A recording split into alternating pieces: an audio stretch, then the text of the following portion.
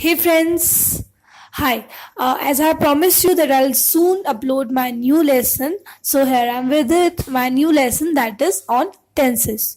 Friends, we are going to learn about tenses. What are the tenses, when they are used and how we use them. कैसे हम use करते हैं और हम इसे किस purposes के लिए use करते हैं. In this part, I'm gonna just take simple present tense and simple continuous tense. Let us start. Tenses. Tenses are the form of verbs which are taken to present to represent the time of action. हम उन form of verbs को use करते हैं जो हमारे action के time को बताता है कि हम एक्टिविटी किस समय पे कर रहे थे, वो हमारे टेंसेस होते हैं. टेंसेस हमारे 3 टाइप्स के होते हैं, present, past and future. Present में then again we are further divided. Present indefinite, that is simple present, then present continuous, present perfect and present perfect continuous. Same it goes with past and future tense. In this lesson we are just going to learn about present tense, and in that also only present simple and present continuous. Let us start. Simple present tense.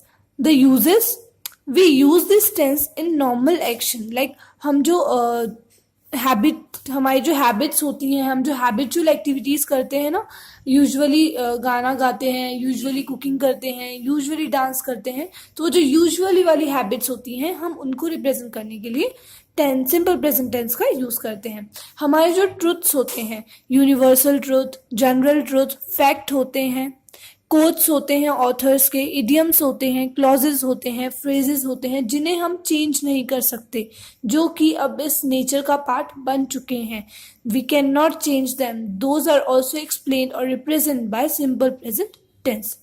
और मैं बात करूं आगे, तो हम लोग normally अपने एक्सक्लेमेशंस देने के लिए, अपने इवेंट्स देने के लिए, फंक्शंस देने के लिए, ड्रामेटिक नरेशंस देने के लिए, इन सब चीज़ों के लिए भी सिंपल प्रेजेंट टेंस का यूज़ करते हैं. फ्यूचर अरेंजमेंट्स करनी होती हैं हमें, लेकिन हमारी फ्यूचर अरेंजमेंट्स हमारे प्रेजेंट एक्शन के ऊपर डिपेंड करती है, तो भी हम सिंपल प्रेजेंट टेंस का यूज़ करते हैं. इसका स्ट्रक्चर क्या होता है? फर्स्ट एंड सेकंड पर्सन के लिए, मतलब I, we, you and they के लिए subject plus verb first form plus object.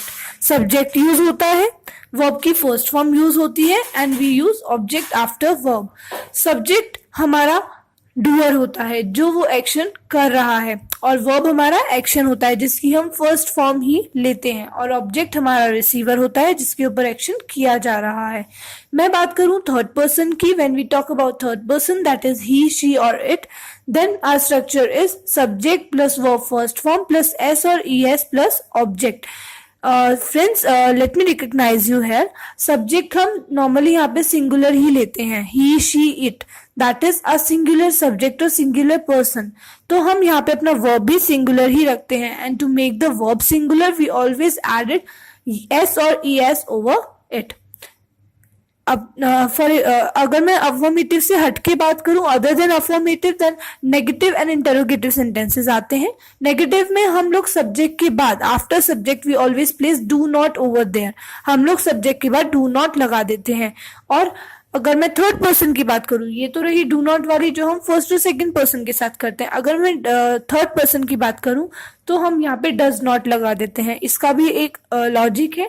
इसका ये लॉजिक है कि हम लोग वर्ब के साथ जब हेल्पिंग वर्ब यूज कर रहे हैं तो हम लोग उसमें एस और ईएस ऐड कर देंगे. हम लोग हेल्पिंग वर्ब में एस और ईएस ऐड कर देंगे, वर्ब में एस और ईएस ऐड नहीं करेंगे. इंटरोगेटिव की बात करूं तो डू और डस जो भी सेंटेंस में लगा है, whatever we are using according to the sentences, do और does will be placed before subject on the first position. For example, in affirmative, Neha writes a letter. It was a normal sentence. In negative, Neha does not write a letter. Have you seen? मैंने write से s हटाकर do में लगा दिया. That is does. It becomes does. Neha does not write a letter. And in interrogative, does Neha write a letter? Does takes the first position in the sentence. Now, this topic is over. Our next topic is present continuous tense. To describe an action in progress और continuity. कोई भी action जिसे हमने continuously करा है उसे describe करने के लिए, उसे एक्सप्लेन करने के लिए हम इस टेंस का यूज करते हैं. या फिर कोई भी प्रेजेंट ट्रेंड को या प्रेजेंट फैशन को या प्रेजेंट हमारी जो एक्टिविटीज चल रही हैं उनके ऊपर हमारा फ्यूचर प्लान हो रहा है, तो हम उसके लिए भी अपना प्रेजेंट कंटिन्यूअस टेंस यूज करते हैं. इसमें नॉर्मली हम कुछ फॉर्म ऑफ वर्ब्स यूज करते हैं. We usually use the stative verbs over there. Thinking verbs that shows the thinking process of our mind, of a person's mind. Emotion verbs जिनसे हमारे emotions दिखते हैं. वर्ब्स ऑफ अपेयरिंग जिससे एक बंदे का, एक इंसान का अपेयरेंस दिखता है. Verb of perception the behavioural perception, the behavioural skills, the behavioural opinions of the person are shown by this verb. And verb of possession the owning, the belongingness, the possession of the person is shown by this verb, जिससे हमें पता चलता है कि owner कौन है. Structure here the helping verbs are is, are and am. am हम लोग सिर्फ अपने लिए यूज करते हैं. That is for first person. Who is the narrator, who is the speaker, जो भी होगा वो अपने लिए am का यूज करेगा. That is subject plus am plus verb first form plus ing plus object. Friends please ध्यान दीजिएगा. Pay attention over here that in this tense, in this form of tense, we always use verb first form plus ing, क्योंकि यहाँ पे हमारे helping verbs add हो रहे हैं. And अगर मैं बात करूँ for second person and plural person, second and plural person, we, they and you, then हम लोग आर का यूज करते हैं. Subject plus are plus verb first form plus ing plus object. और यही मैं थर्ड पर्सन की बात करूँ, that is for he, she and it. Third person singular.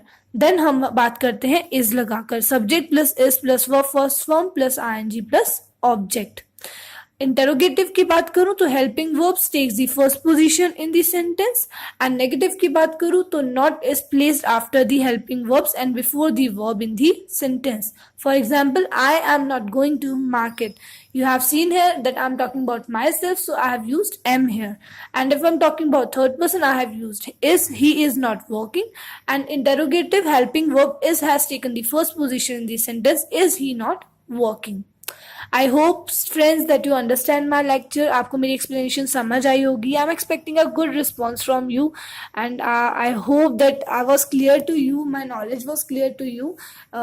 Thank you so much. Please subscribe, like and share my channel. Thank you so much.